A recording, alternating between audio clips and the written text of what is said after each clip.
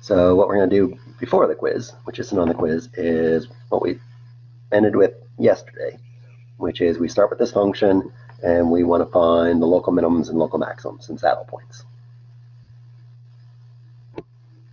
And then depending on time, we might do the next step, which is then look at what we do for global minimums and global maximums.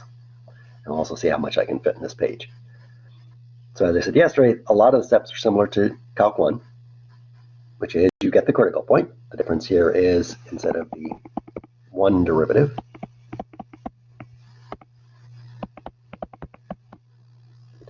you get two.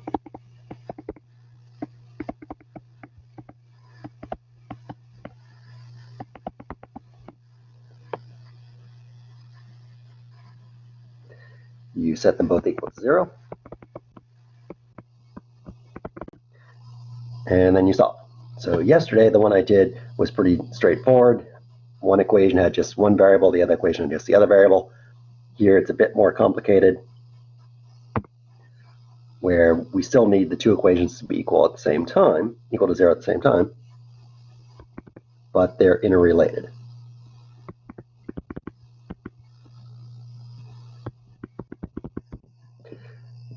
And so you can start with either one. I'll start with the top one because it's going to be slightly simpler, I think. And notice I can factor it. And this gives me is equal to 0 in one of two cases. Either x is equal to 0 or y is equal to x. And then once I get that,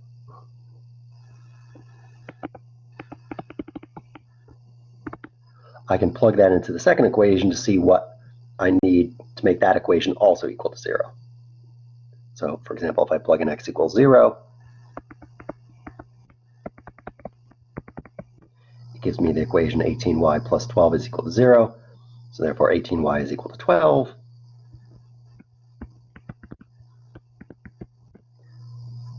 Or 12 over 18. And that gives me therefore the point. So that'll be a critical point.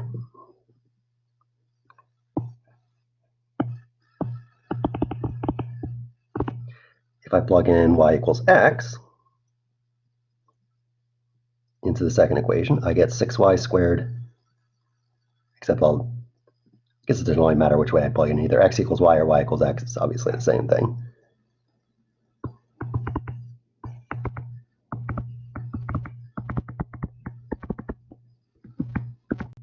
And I get back a quadratic. I can, of course, factor out the 6.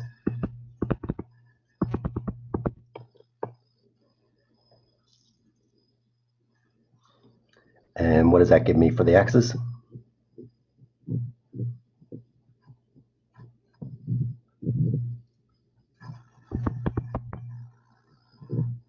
One and 2, because it factors as x minus 1, x minus 2.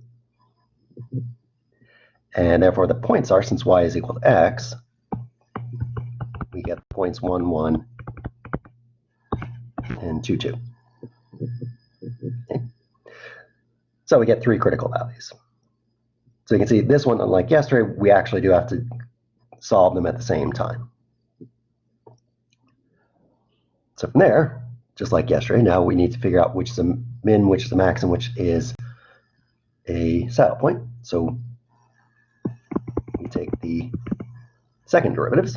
So the derivative again with respect to x, which is 12y minus 24x.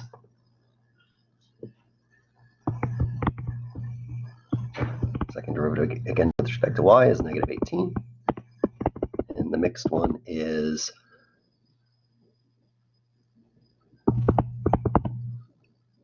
$12x.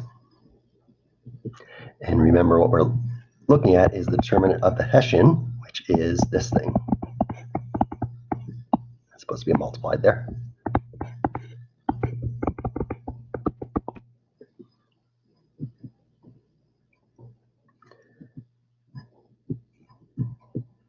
And then we'll want to plug in, and let's see if I can fit this in. Let me cheat a bit.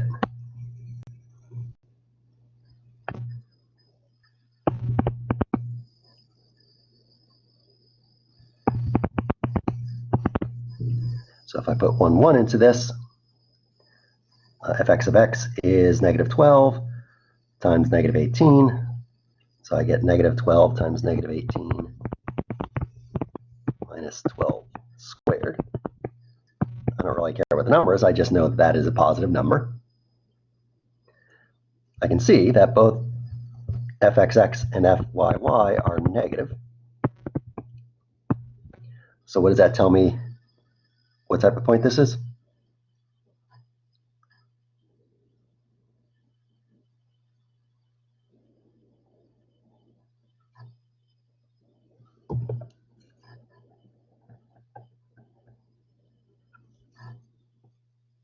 Right, so that's a maximum.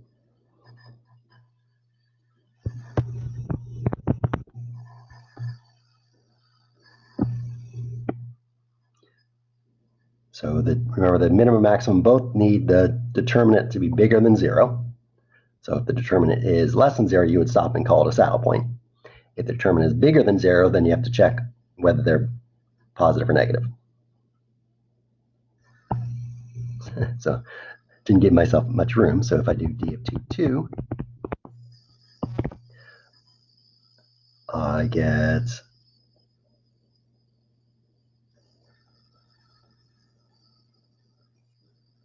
negative 24 times negative 8. I'm not going to write down this thing. Negative 24 times negative 18 minus 24 squared is less than 0.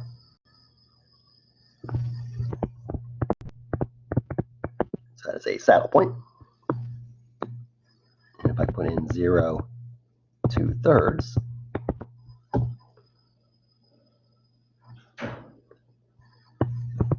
I also get a negative number, and so that is also a saddle point.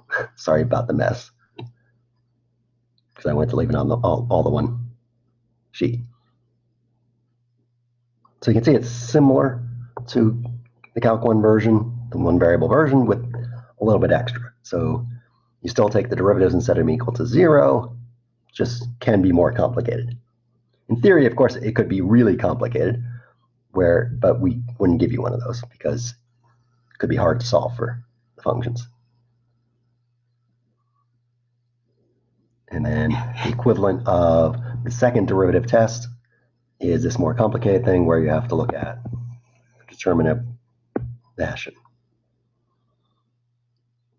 And once you get that, once you remember that, sorry, that if the determinant is more than 0, it's a min-max, and if it's less than 0, it's a saddle, then the second part is just like Calc 1, which is if the second derivative is negative, we get a maximum.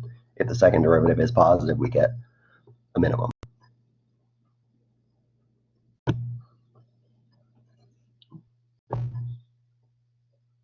So here is this. Obviously, we have to do more examples, but any questions about the steps?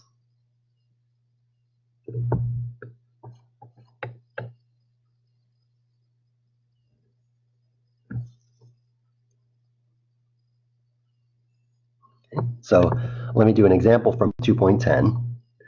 Obviously, we have to really do it on Monday, but we can actually do much of it because it is in some ways similar to the Calc 1 version.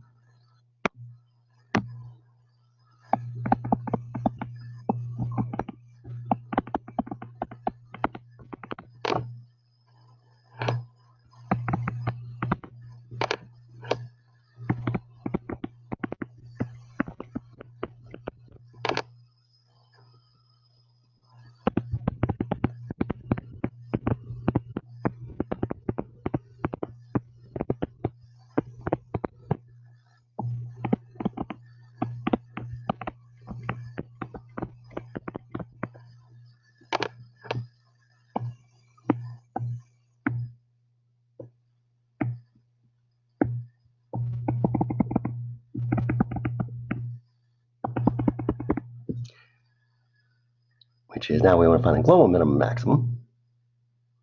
And I want to do it on a particular region. Because if I don't have a closed region, it could be that there is no global minimum or maximum. And again, let's compare this to Calc 1. So in Calc 1, if you want to find the global minimum or maximum, what you would do is you would find the critical values. And then you would plug in all the critical values and the endpoints into the original function. Whichever one is the biggest is the global maximum, whichever one is the smallest is global minimum, as long as it's a closed interval. So here we're doing the same thing, just that second part becomes a bit more complicated again. So again, we do the derivatives.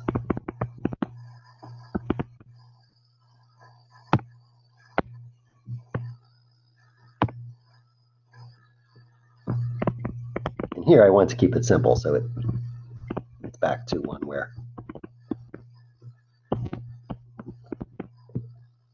they're one variable at a time. So obviously this gives me y is equal to 0. This gives me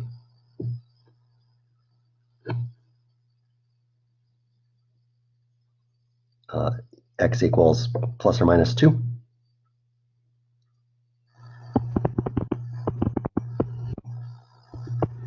So we get 2 critical. We have 2, 0, and we have negative 2, 0. But looking back at the region, do I need both of those?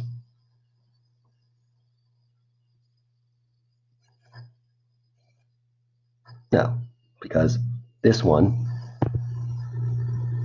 is not in the region I care about.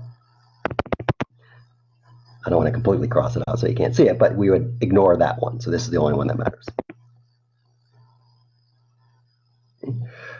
The next part of it is just like in the Calc 1, which is we know we have to plug in endpoints. You can probably guess that the equivalent of endpoints here is corners.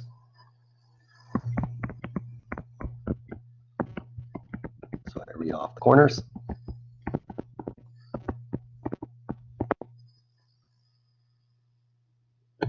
Now the difference is it could be that we have the maximum on the boundary but not at the corners. So for example, maybe the maximum is right here on the line y equals x, somewhere in the middle. And so now what we have to do is look at those boundaries, which is now not just a point, but an actual function. At least one of them is. So what we have to do is look at the boundaries. So the boundaries here are, I should put it in, this is y equals 0, of course.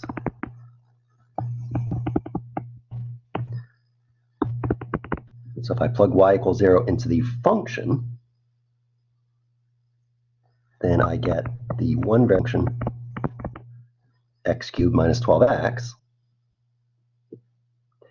And I want to see if there are any critical values on that simplified function. So I take the derivative, set it equal to 0, solve. Well, I already have those. Right, so I get the 2, 0 again, but I already have that. So I don't get anything new.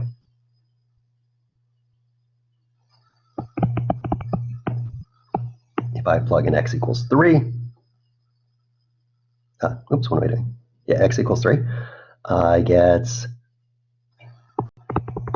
f is equal to 27 minus 36.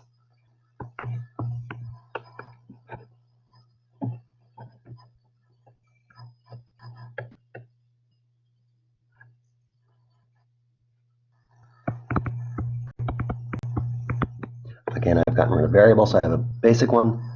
I take the derivative. I set it equal to 0. And I get, again, a point that I already have. So nothing new. And then finally, I plug in y equals x. And it gives me x cubed minus 12x plus 9 half x squared. I'm trying to put it all on one page. I take the derivative. And I'll flip the order so that it's more in the typical order. Set that equal to 0. And pull out a 3. And what do I get for solutions here?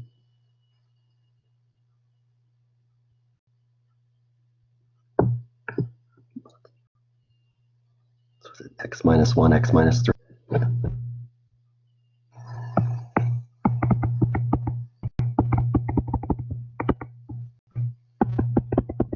So X is equal to 1 and Y is equal to X, so I get that. And 3, 4, 4. Oh, actually, X, what am I doing?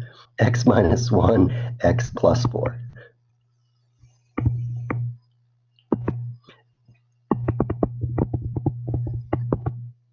And that also is outside the range. And so I ignore that one. So at the end, I have possible points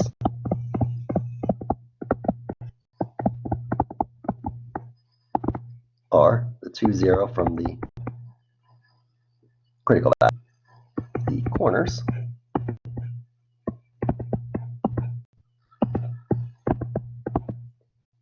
and this one extra point we got by plugging in.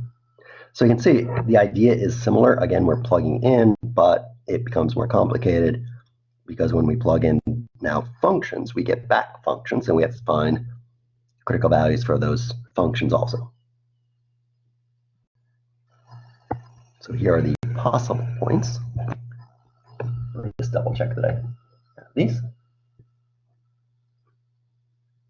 Okay.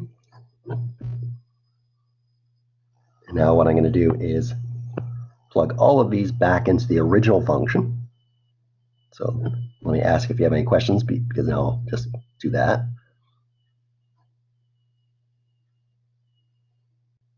So any questions so far?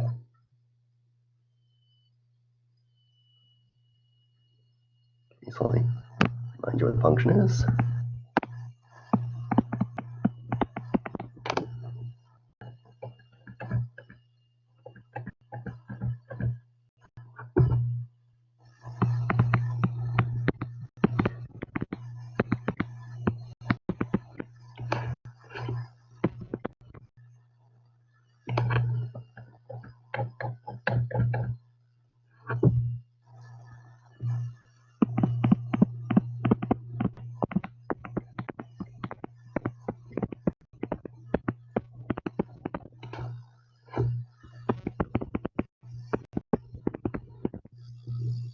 And now we just put each of them in. So if I put in 0, 0, I get 0, of course. If I put in 2, 0, I get, and these are, as always, double checking, negative 16. If I put in 3, 0,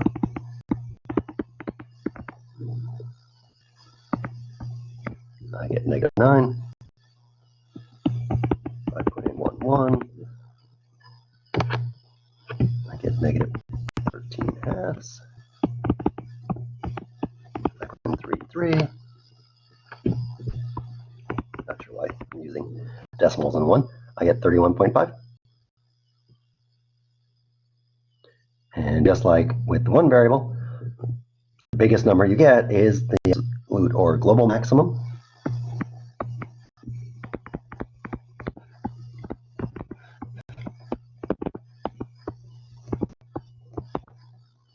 And the smallest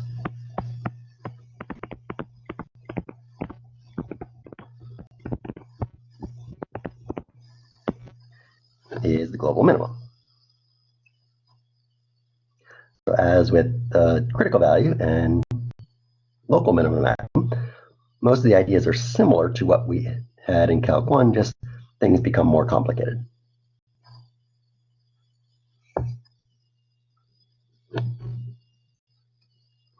So any questions on this?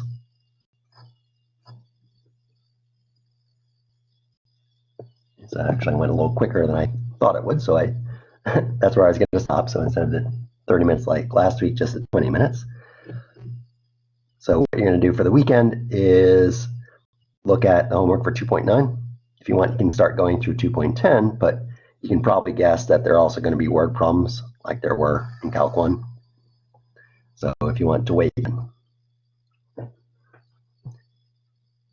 And so let me actually just stop recording because that's the new material.